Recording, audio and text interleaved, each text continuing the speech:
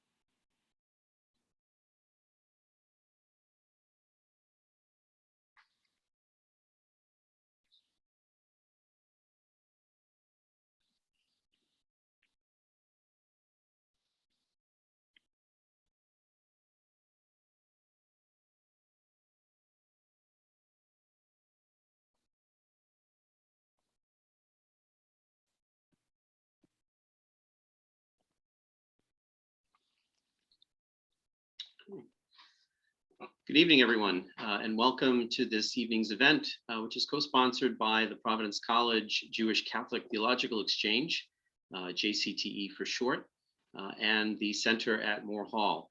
I'm Arthur Urbano, Professor of Theology and Chair of the Jewish Catholic Theological Exchange Committee, and I'm here with my colleague, Father John Allard, colleague in the Theology Department and a member of the Dominican community here at PC.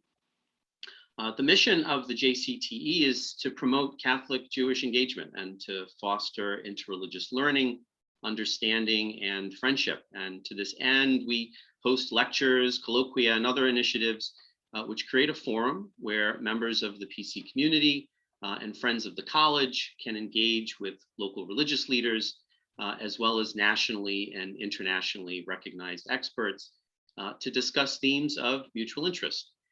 You can learn more about the history of our program and our work on our website, jewish-catholic.providence.edu. That's jewish-catholic.providence.edu. And you can also follow us on Twitter at JewsCatholicsPC.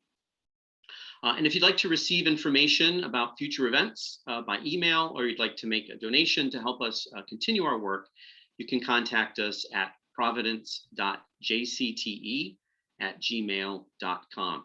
And to all who have made gifts to the program in the past, you are alumni, friends of the college, faculty members, our heartfelt thanks for your generosity, which makes programs like this possible. As the mission of Providence College states, our community, quote, affirms the God-given dignity, freedom, and equality of each person, end quote. And these are values rooted in our Catholic and Dominican tradition. In a spirit of interreligious exchange, tonight, Rabbi Isaiah Rothstein will present a vision of racial justice rooted in Torah and Jewish theological tradition. And our goal is to reflect upon how our faith traditions can confront and address racism.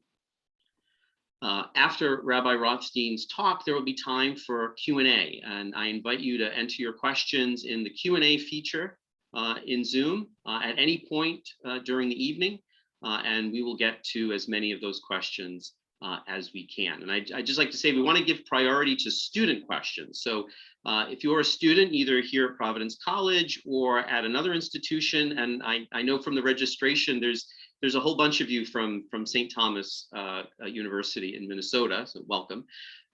If you are a student, just put student in parentheses at the beginning of your question.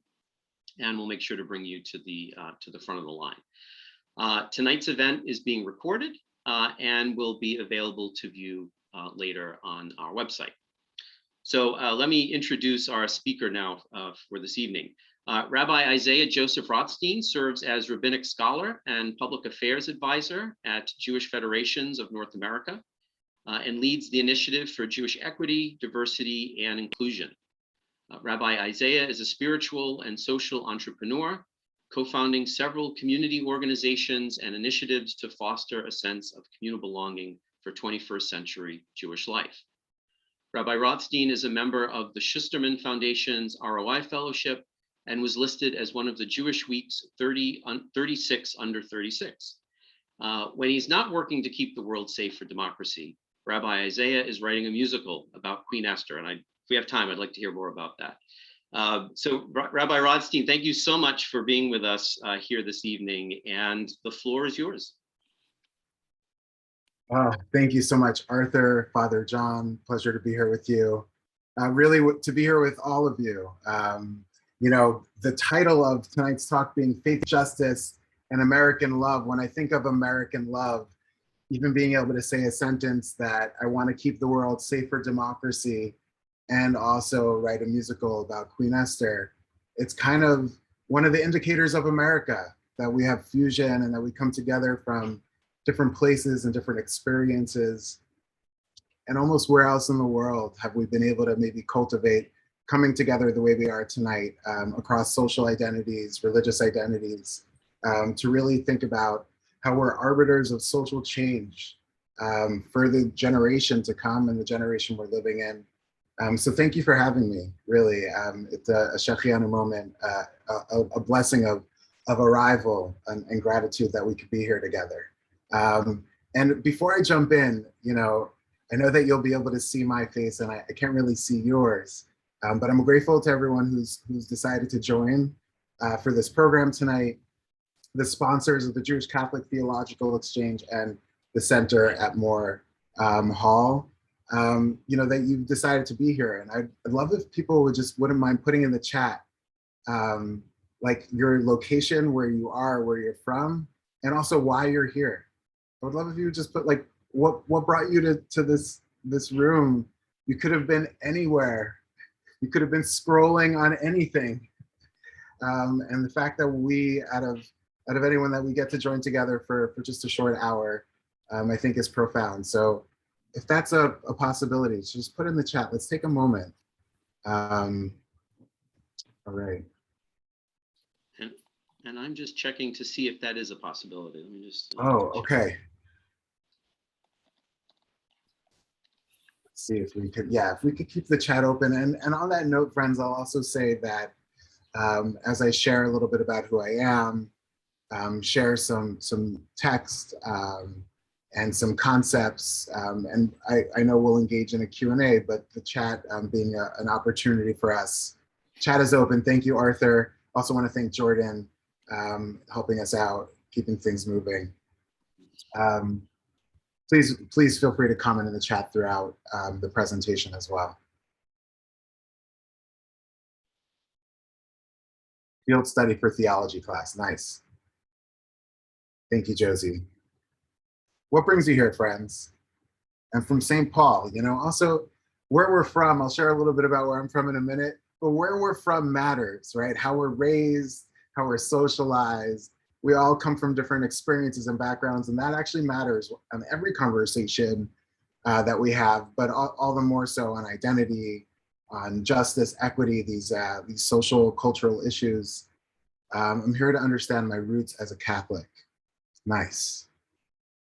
Should be a blessing that we feel connected to our ancestry and our descendants, the ones that exist and we don't even know yet about. Here to support JCTE and hear the discussion. Member of Temple Emmanuel in Providence, to support JCTE and its mission of dialogue. Amen to that.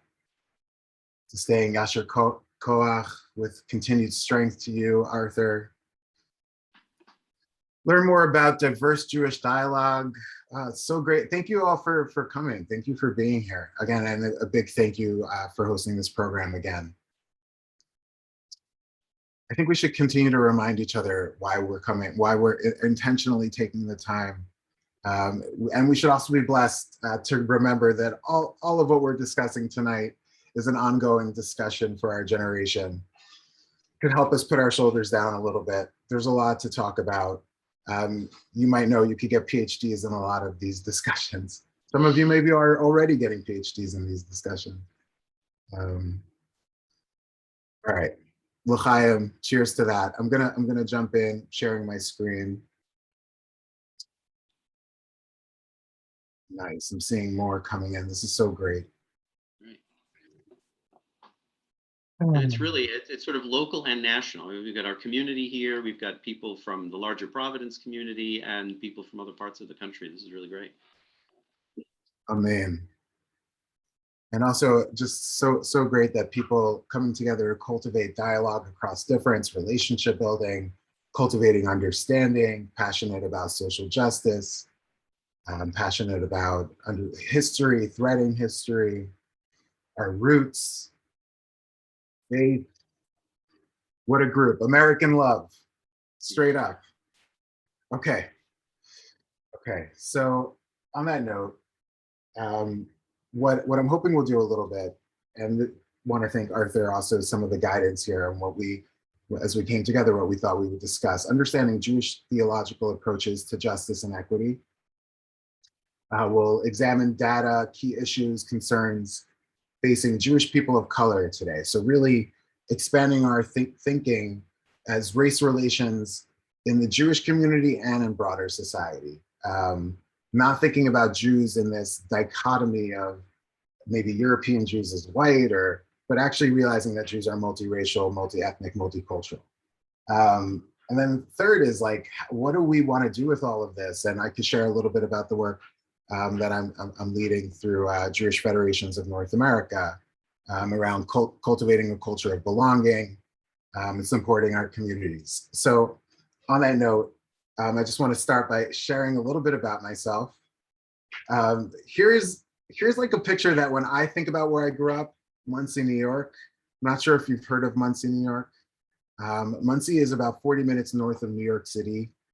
It's one of the largest Orthodox communities in the world. And culturally, it's Haredi, it's ultra-Orthodox in many ways. And I was raised with sidelocks, payas, sidelocks until I was 10. We could have a round two, a class on the Kabbalistic meaning behind the sidelocks. Putting that aside, the community I was in was actually really diverse if you are Ashkenazi, Jewish, and Orthodox. The Haredi, but when it came to racial and ethnic diversity, that wasn't necessarily a reality. And here are my parents. My mother on the left, Tanya Maria Robertson, she was raised Methodist.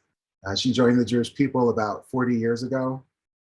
My father was raised, I think on the journey, but not Orthodox. And when they met, my mother said that she wanted to convert. My father said she didn't need to. My mother said she had a Jewish soul. And they met a Chabad rabbi, an Orthodox rabbi, and the rest was kind of history. And that's kind of how I became who I am as growing up in a mixed race family in Muncie, New York. And we were really one of three families in my town who were interracial families, but we know that the discussions around the racial and ethnic diversity of American Jewry is continuing to be an evolving discussion, arguably still evolving, and knowing that the social trends only point to further increase in racial and ethnic diversity of American Jewry. And I'll just share like a few things, for me personally.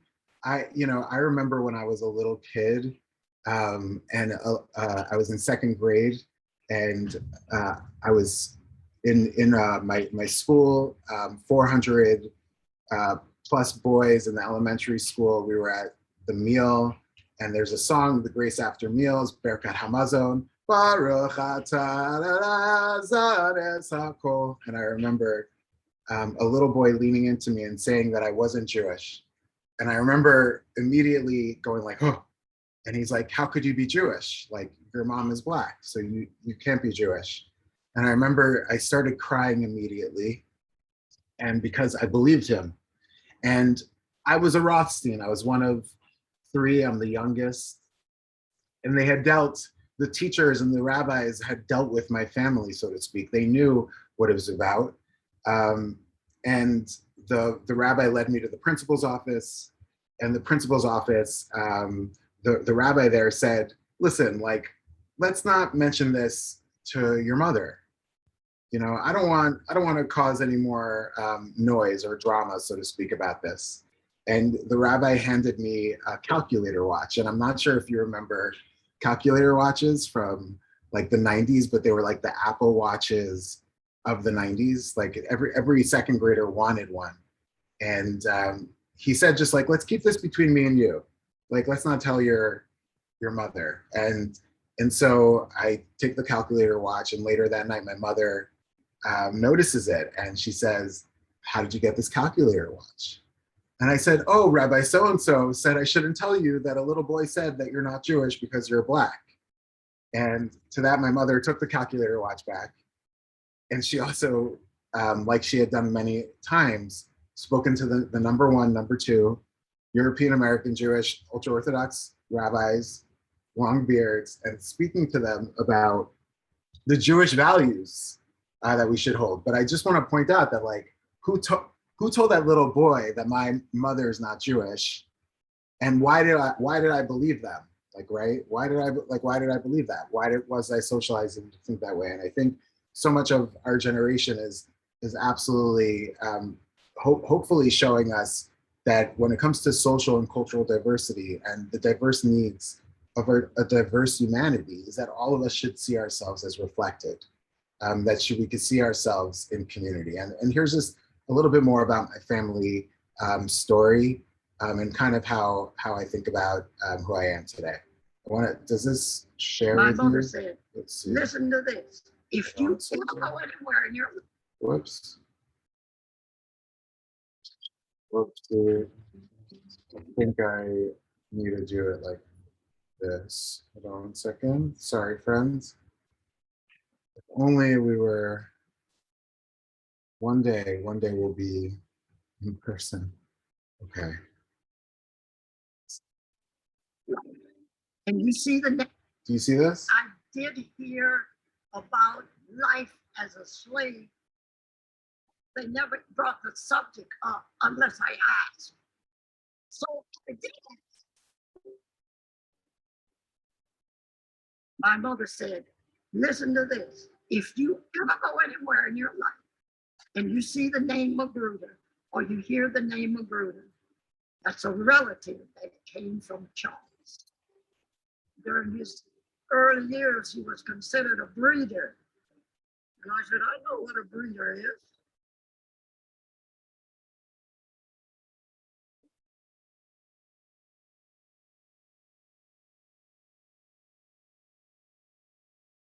Charles Magruder was reported to be 6'4", broad shoulders, very strong. Charles Magruder Sr. was basically went to South Africa from plantation to plantation to breed with other women.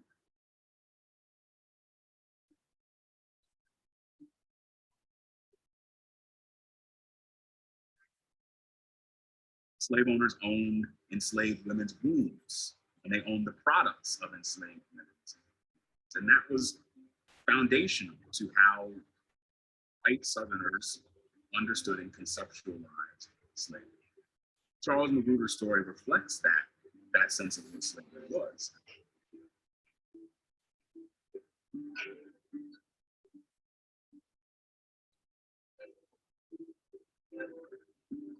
I know as a white Magruder, you hear the stories about a slave owner having children with a slave woman, and there's some kind of denial about that. I can just say, I'll forget the whole history of slavery. I put that in the hands of God because it becomes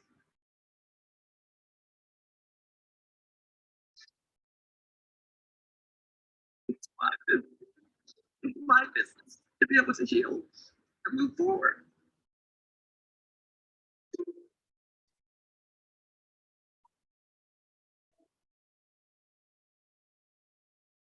My great-great-grandfather, Charles Magruder, brought property for his wife, Rachel, and all of their kids are listed on this property or on this deed. My mother told me that the land was the most important thing in life. If you don't have that, you got nothing. You're like a slave again.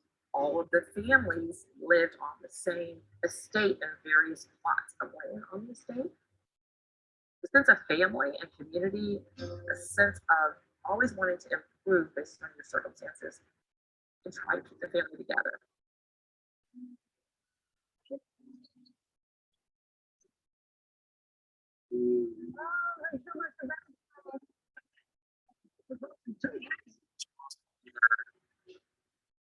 His descendants with his whether they were ambitious, they could Can't believe that there was a money value on a human life. That's the thing, I can't believe it. But of course, here it is, black and white, and I always said, you know, it makes me feel sad. I would say that makes me feel sad. and I'm saying, oh my God, I'm in slaves in my own family. I don't know how that is. Because how many people know that, you know, I met this person and they were once a slave and now they're free and they are your relative. So look at the legacy you got. If we made it through here, you can do that.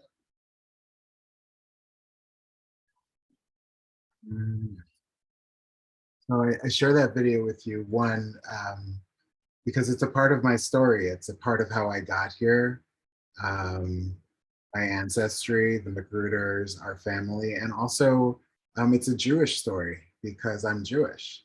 And it's kind of interesting about America, how that all kind of different societies, different communities, different people come together. And I went down to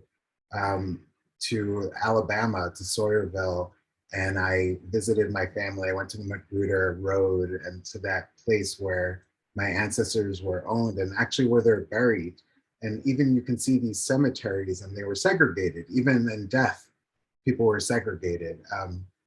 And I just remember when, you know, thinking about Passover and the Passover Seder, and this idea that Exodus and the Jewish people were enslaved, and why in the Torah it says 36 times, some say, the Talmud says 46 times, Lo talchitzenu es hager, don't put pressure on those who are estranged, right? Because you were once estranged, and because you know, thinking about that in the modern world that we live in, the afterlife of slavery. I see the disparities as someone who has white skin, as a Black man, and passing in ways that my siblings don't. And so I bring some of this to you as just some like really as a frame. I imagine that each of us in different ways have a relationship to the discussion of race. And I would say my whole life has been racially charged, especially being like the undercover brother or like being the white sheep of my family and being in different dynamics in a multiracial context.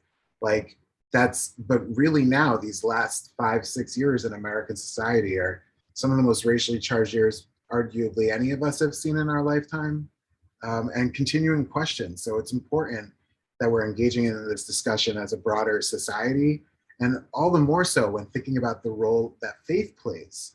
And that's why I'm also so grateful that we're having this discussion where we get to learn a little Torah together, and starting with a few foundational texts. On the note of like racial justice in Jewish tradition, you know, modern scholars do argue of like where race-based theology is really found within Judaism. There's definitely tribalism, there's definitely bias, there's definitely a sense of othering that exists, but is it race-based? As a Jewish people, we know that We're in over 70 countries worldwide, speaking hundreds of languages. We're multiracial, multi-ethnic, multicultural. So the race piece, but with that said, rabbinic commentators are products of their society. And is there patriarchy found within commentary, we all have social biases. I think what's beautiful about the Jewish tradition and commentators throughout the ages is that they're building upon a thread of tradition, building upon text, and from all over the world. So if you look at the commentaries on the foundational texts of Judaism, there are many. And just one that I think is powerful to start with is this idea that one of the most novel traditions that the Torah brought into the world was that all humans are created from one source. Believe it or not, there are people in this country up until about until they proved it like 25 years ago that all humans come from the same place, like genetically. There are people in this country for hundreds of years who believed that some people didn't descend from Adam and Eve. The Rabbi is commenting on the creation story. One text is really interesting. Is this the first one that I want to start with you? I think I wanted to do this one first. Yeah, this one. When thinking about human rights, human dignity, that we're all created in the image of God. One of the texts that the rabbis comment on the creation narrative is saying, why was Adam created as the first creation of his species? And the rabbis give multiple opinions. They say, one, so that the heretics will not say, there are many authorities in heaven and each created a different kind of person. What? So to say like that people don't start believing that there's different levels of power, essentially hierarchy. Alternatively, this is a text from, we're looking at 5th century CE, between 4th and 6th century CE. Alternatively, Adam was created alone due to the righteous and due to the wicked, so that the righteous will not say, we are the children of righteous and righteousness is natural for us, right? Essentially, eugenics, like that my features, my whatever is better than yours, or so that other people don't say, the wicked don't say, oh, but look at where I come from. I can never grow out of anything. Essentially, to dispel the idea that some are greater than others. Another comment from the Talmud, Adam was created alone due to the family, so that families will not quarrel with each other. Each one saying, there's something in the insider Jewish baseball, so to speak, is this word yichus, which is, what's your background? Where do you come from? So like, why do people get caught up in that? Where do people come from? But really, we all come from one place. So we just see examples that this question of why does the Torah even start with the creation of the world and humanity is almost to point to the fact that we need to dispel this idea that there's hierarchies of which humans are closer or farther away, or that there's, or this idea that, in the creation narrative, when Adam and Eve were created last, there were questions about why were they created last? Adam and Eve were second guessing themselves. Were they an afterthought? Right? And really, no, they were the final act of creation to show how to steward humanity as a collective. So even though there's a hierarchy of humanity being the protectors of planet Earth, there's still supposed to be an equivalence, some sort of dynamic where humanity should really see themselves as one source. Another text, I think, on the note of race that's profound, another commentary on the creation narrative, is to say that God essentially took, when it says that that God created humans from the earth, the soil, and then God breathed in the breath of life into humans. There's a tradition that says that the earth that was collected Adam, human, Adama, earth, the soil that was used was collected from all different parts of the world.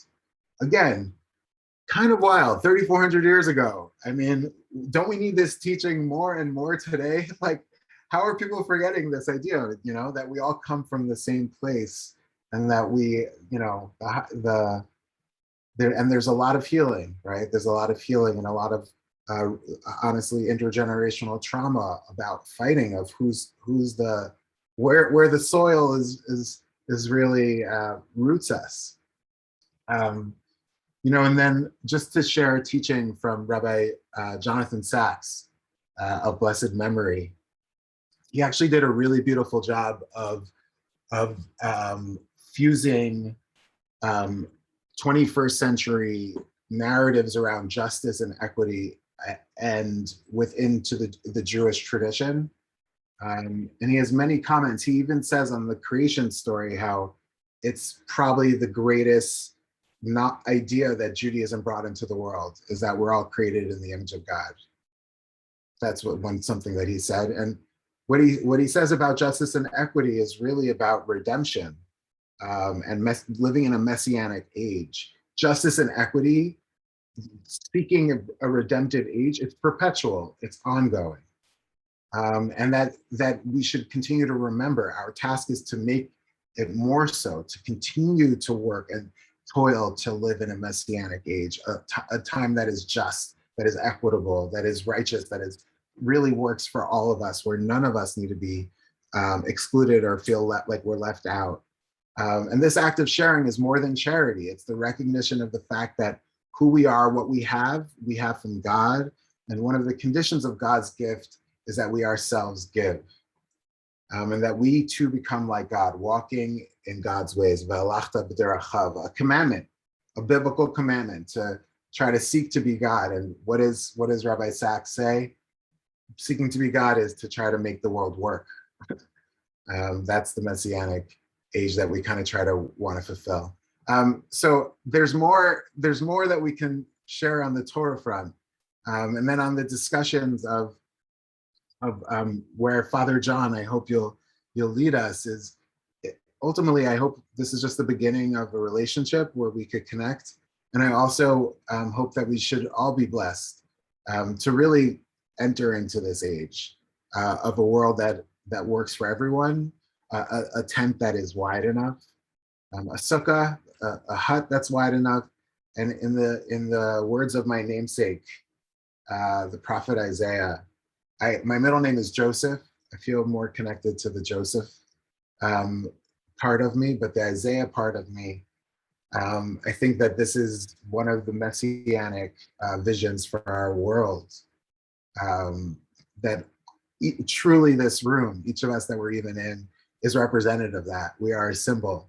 Truly, we should be blessed that it's not only over Zoom, that we should also be able to make a blessing together and enjoy something to eat and a drink and hang out, maybe around a bonfire with some song, but also truly to continue to build relationships, enlarge the site, ensure that of the world, and that the tents that we build are expansive, and continually to cultivate that culture of belonging we want to see.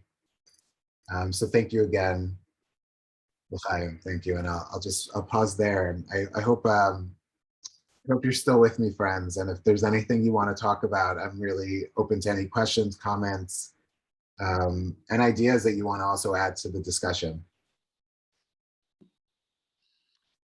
Great, thank you so much, Rabbi Rothstein. So I just want to invite our audience to enter any questions you have for Rabbi Rothstein into the Q&A function at the bottom of your screen, and Father John will moderate those questions as they come in. So feel free to put those questions in at any time.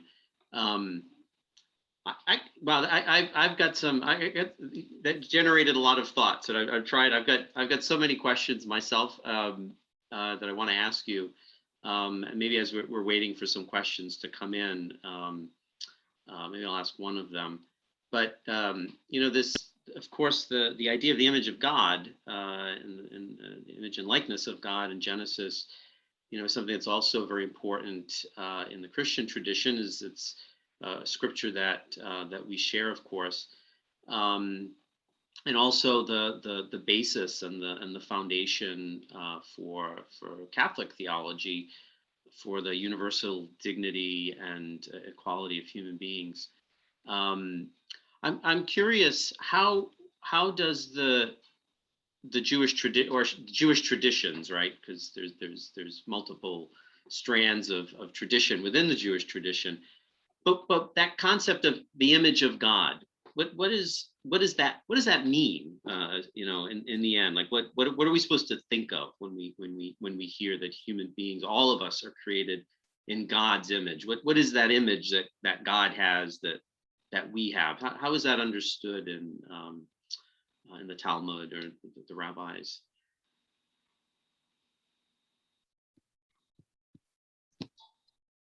Yeah, I love that question. Like when it means B'Tselem Elokim, or to be in the image of God, and then also if we're in the image of God, does B'Tselem, in the image or the shadow of God, mean that we are God, or that we're a piece of God?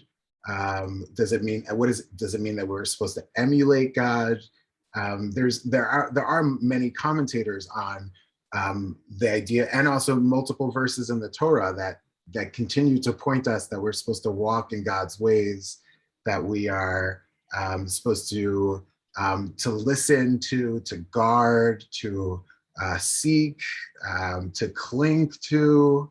There's a lot of our relationship to God that plays out in the Torah. What's interesting about the image of God, B'Tselem Elokim, piece of the image of God when in the creation in Genesis story, is we see that there's a fusion, something unique happens with the creation of Adam and Eve.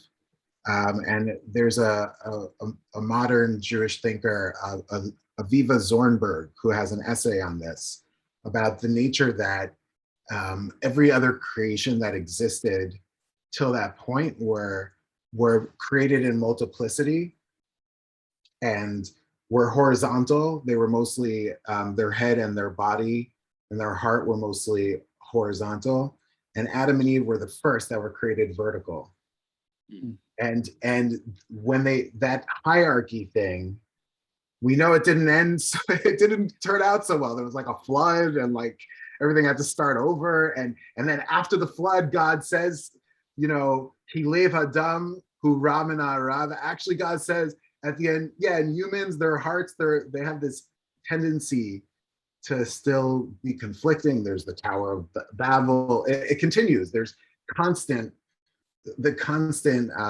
tension there. And so the image of God through the creation narrative is that horizontal, vertical nature, that we were on the one hand meant to be. And Adam, by the way, when he was by himself, look, it's not good for Adam to be alone. He had nobody horizontal him.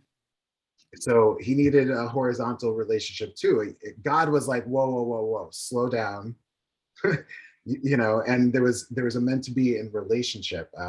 Another 20th century, one of the greatest rabbis in America after World War II, Rabbi Soloveitchik, he wrote a book called The Lonely Man of Faith. And he also writes about chapter 1 of Genesis, chapter 2 of Genesis, Adam 1 versus Adam 2. And it's essentially a similar idea of the horizontal versus the vertical Adam versus a horizontal. So if a long story short is, I think, relationship, right? The relationship to self, relationship to other, and then relationship to the physical world and the spiritual world, Rabbi, we don't have directly at the moment a question, but we do have, somebody just says, but let me frame one from 2 comments that we got while you were talking about inviting people to talk about where they're coming from and what their reason for being here. 2 students mentioned two things. One was a search to understand one's roots, and the other was an interest in dialogue. And I was wondering if you could comment on that word root or roots, because it's one that I think has a variety of meanings when people think about their past, their heritage. And I'm wondering, is there anything in particular that you might pick up on that image with regard to your own tradition? I love that question. That video that I showed was my my family. I went to the cemetery where my family members, my ancestors were buried.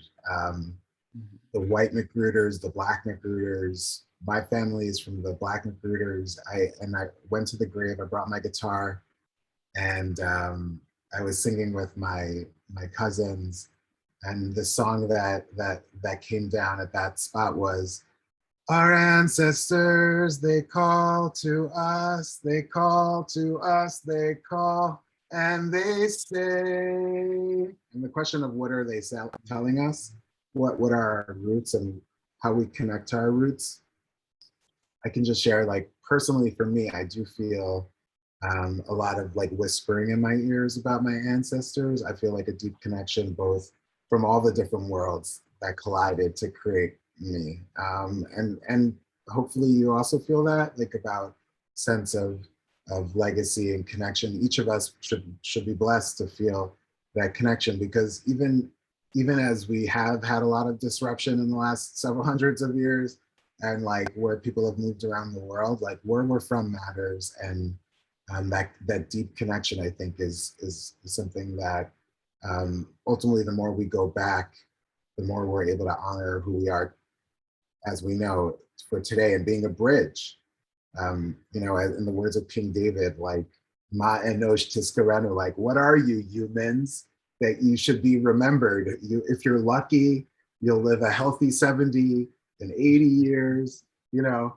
The world's been around. So, like, on the idea of roots, like, what are we connecting? Where are we coming from, and where are we going? And that relationship to ancestors and descendants, for me, I think, is just really strong. And then on the note of the Jewish tradition, you know, we're living in the weekly Torah cycle, you know, reading every Saturday morning different chapters of the 5 books of Moses. We're just up to the tribes and the Joseph narratives. And there's a commentator that says that you see precedent through one specific biblical leader, matriarch or patriarch, and then how it's passed down through the generations. And so there is something to be said, but there's also each person that's introduced has specific ways in which they take the roots and they bring to life a whole other paradigm that wouldn't have otherwise existed. So I think there's like this parallel within the Jewish tradition of both seeing ourselves as like the first generation that has ever lived, and also deeply connected to, you know, to the roots of our ancestors. Thank you very much. I would like to then, since we have had several questions come along, sort of pick up on the idea of roots, but now not so much into the past as into the extension of oneself in the present with regard to a community. There are 3 questions here about Jewish community issues, or how a Jewish community might respond. And the first is from Molly Kerr, who asks, how does the Jewish community respond in the present day when it hears about racism, say in a talk, or when it's brought forward as a subject for discussion within the community? Yeah, I mean, I think like with all social change issues, we should be reminded of like the nuance around when we say community, who we're speaking about. So like just the reminder that like within organized Jewish communal life in North America, When I say organized Jewish communal life, I mean the schools, the synagogues, the camps, the federations, right? Organized Jewish communal life are not representative of American Jewry necessarily. I mean, we aim to serve flourishing Jewish communities and flourishing civil society in North America, around the world. That's our aim. But you know, within organized Jewish communal life is about 30 or 40% of American Jewry who's engaging in formal Jewish communal life, synagogues, you know, and then beyond that, there are many Jews who are not necessarily engaged in Jewish life at the moment. Yeah. So when saying how the Jewish community responds to modern day racism, I'll just focus that to like denominationally, like there's different denominational, you know, groups, the sectors of Jewish life. So synagogues, engagement around racial justice and equity versus school engagement versus camp engagement, federation engagement. And I would say all these sectors are mobilizing today to advance racial justice and equity, both in Jewish community, race relations in Jewish communal life, and also how we enforce and strengthen racial justice and equity in broader society. And some of our legacy institutions in Jewish communal life have really been consistent, truly, since like the 60s and the civil rights era. You know, as an example, you know, the Religious Action Center of the Reform Movement. That's where the Voter Rights Act was signed, I believe, with Dr. King. It was in the RACS building, you know, and the work that certain institutions are doing today, they've been doing for many decades. And on that, yeah, sorry. Okay, so I was just going to say, now I think what I'd like to do is introduce two questions that I think dovetail with what you're just saying. There's curiosity among our listeners about how you yourself are involved in taking initiatives in addressing racism. One question from David Leach asks, will you say something about your JEDI initiative, for those who don't know the type of work that you're doing? And I presume that's Jewish equity, diversity, and inclusion? Amen. There it is. Okay. And then we have a student who asks also, and this is a student question, which we did want to highlight, is do you have any stories about what you've actively done to spread your understanding of the issues of racial justice and Judaism? And then if you want to talk about what we can do as a society. All of those are great. And yes, okay, so I guess I'll start with sharing a little bit on Jedi. And then also from there, yes, I would love to share about like a real live example of what I think is happening today, or something that I've been blessed to witness and experience. When it comes to Jedi, you know, we started. Can I interrupt? Jedi is the JEDI thing.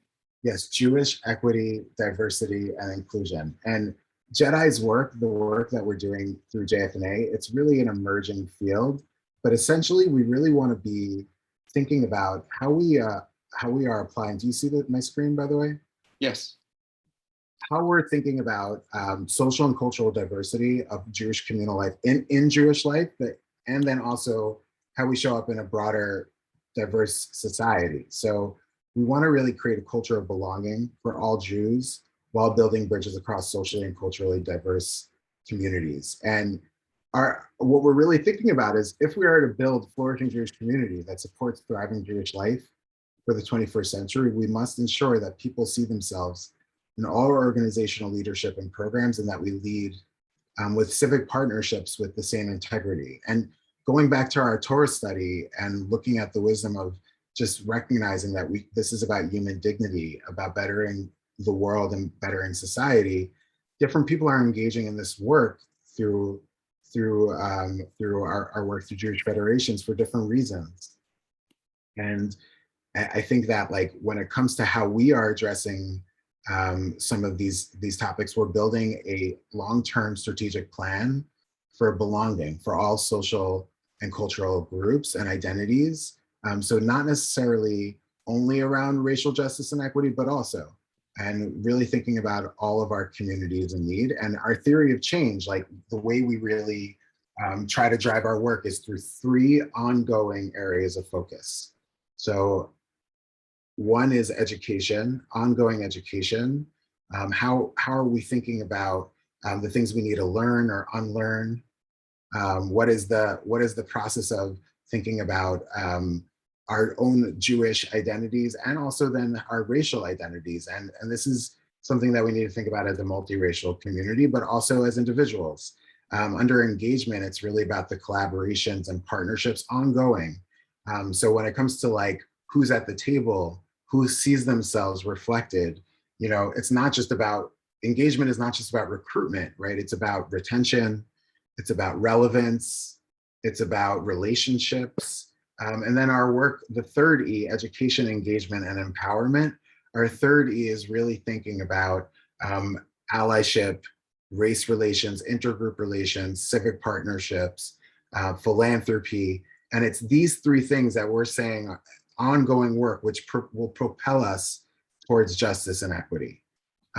Ongoing education, engagement, and empowerment. And the reason why we put the Jewish with the EDI is we really, in seeing how the current paradigms for engaging in racial justice and equity through a traditional lens, there a lot of people, there seems to be a lot of tension and what I use the word as queasy. People get queasy around these topics. They're politicized. They don't know, if they're afraid of, being canceled, maybe certain wedge issues, some of the impacts of like identity politics in certain respects. And what we're trying to say is that so much of justice and equity and righteousness is already found in our traditions, right? Like look at the Bible, like we have it with us, and the Jewish and the EDI and the EDI and the Jewish.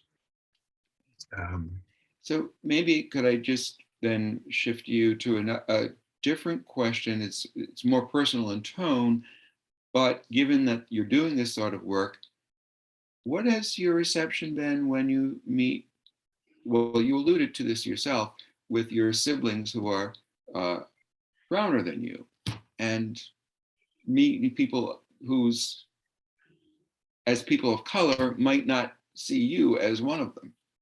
Yeah, it's a really interesting question. I mean, this is not a new question for me. I've been exploring this my entire life, quite literally.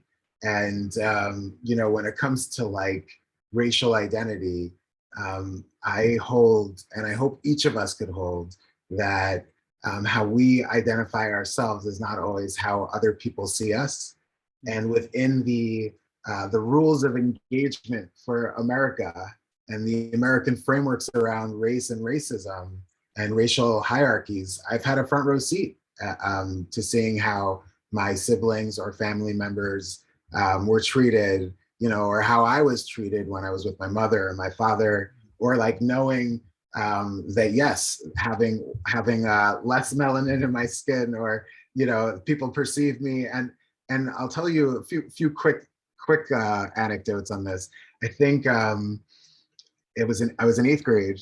I was in public school for my 8th grade, and it was for a history class. We had to go through our ancestry, and I was one of, and again, I don't identify, like I identify as a Black Jew, and I identify as Jewish, I identify as whatever, all the identities, is all the identities, right? But I was sharing my history, and then there was a guy in the back of the room in my 8th grade, and he goes, "I knew he was Black," like that. And that felt so great, like it felt so validating, right? And then my cousins, my uncles, my family members, like they see me as, we share grandparents, we share, we're family. I remember in college, I was friends with I was a part of the Black Student Union at Binghamton University, and I was meeting up for coffee with a friend, and she was like, "Come on, you're not Black." Like, I was in like my 2nd year in college or something, and I'm like, and so there's a tension there, right? And then there's a reality of like holding both, like it's just the and. The but is gets us in trouble, like holding the duality, holding paradox, holding multiplicity, and also, yes, like I will say like firsthand that I've experienced like in my life, throughout my life, how I've been treated, even as a Jew of color, again, with my skin tone. And there's frankly a whole layer of colorism that exists even amongst communities of color, right? And there's so there's a reality there. There is. Thank you very much. Yeah. I don't know if we have time for maybe one more question. Yeah, I think so. I see there's one more here from an anonymous attendee. Maybe we can sort of close up with that one. So this is a question about demographics. It says the attendee writes that he's or she has read only 12% of Jews are, quote, Jews of color. While that number may be inaccurate, it is evident that there are less people of color than there are in the Jewish community. Is there a specific reason why you think there's this particular percentage? Or a low percentage, if it might be understood that way? Yes. Okay. So firstly, the Jewish people have always been a multiracial people. We're from all over the world. We're global people. Within an American framework, there's 3 different ways that people can be Jewish people of color in America. One is through immigration. They were already from a country that America has already typecasted as a racial category of some sort. The West did, this immigration. 2 is love, so like marriage or adoption. And then 3 is joining the Jewish people. And we see that the trends continue to grow and to rise. When it comes to counting people, look to the 4th book of the Torah, Numbers, see all the repercussions of trying to count people. It's not really a good idea. Like it's not. Okay. But with that said, is it an important discussion for creating visibility, helping understand social issues, recognizing where there are disparities? Yes. Studies do show, the latest Pew study that just came out, and specifically around Jewish demographics, did show that the entire of American Jewry collectively, 8% identify as Black, Asian, Latin American, BIPOC essentially, and then when you look at people under the age of 30, that number doubles to 15%. And then also there's all these other ways to look at the data, right? Like how many people who married a person from another faith also married, that person from another faith is also a person of color. There's also different data points about people who live in a household with a person of color. So the Jewish community, the trends are just, the Jewish American Jewry is becoming more multiracial. Where it's become like slightly controversial is that Jewish demographers up until about 25 years ago weren't counting for racial and ethnic diversity. So there's a lot of, it's like 20 years of like, and so the latest studies, there's an organization called the Jews of Color Initiative that in 2019 gathered a lot of Jewish communal studies to kind of show that racial and ethnic diversity and representation wasn't. So, and answering the question, like we should keep in mind that when back to monoliths, like 10% of American Jewry are Russian-speaking Jews, right? Like percentages of, 10% of American Jewry are identify as LGBTQ. About 10% identify as Sephardi, Middle or Mizrahi or Middle Eastern. So there's just thinking about multi-faith families. Like there's a lot to think about when it comes to these discussions on data. Anyway, yeah. Well, thank you very much for taking on a question of that sort in the midst of all the other ones that you were also talking about. Well, it looks like we Awesome. are at time. It's hard to believe an hour's gone by already, and we I think we're just covered- getting started. I know. We covered a lot of ground, so we'll have to continue the conversation at some point. And I'm still thinking of that image from that text that you shared with us. The different color soils is such a beautiful image. And I kept thinking, the creation of humanity, from God taking, these soils from the different parts of the earth and still breathing the one breath into them, right? So we kind of got this unity and diversity. It's such a beautiful image there. So thank you so much for joining us, for sharing your story and sharing your faith with us and your perspective on all of these issues. And certainly, I can say as a Catholic, hearing your take and the rabbi's takes on these questions, I've learned quite a bit myself, and look forward to more conversations. So thank you again. Thank you again. And yeah, so just to our audience, thank you everyone for joining us tonight. But I hope you enjoyed the discussion. We will be posting a recording of the talk on our website. So keep an eye out for that, jewish-catholic.providence.edu. If you'd like to be added to our email list, you can send an email to providence.jcte@gmail.com. I'll just put that in the chat so people can see it. Yeah, there we go. We'd be glad to keep you posted on future events. So to everyone, thank you again. Happy Thanksgiving. Enjoy the Thanksgiving holiday, which is already upon us next week. And of course, a happy Hanukkah and a Merry Christmas as we look forward to those wonderful holidays that are right around the corner. So thank you, everyone, and God bless. Thank you. Thank you.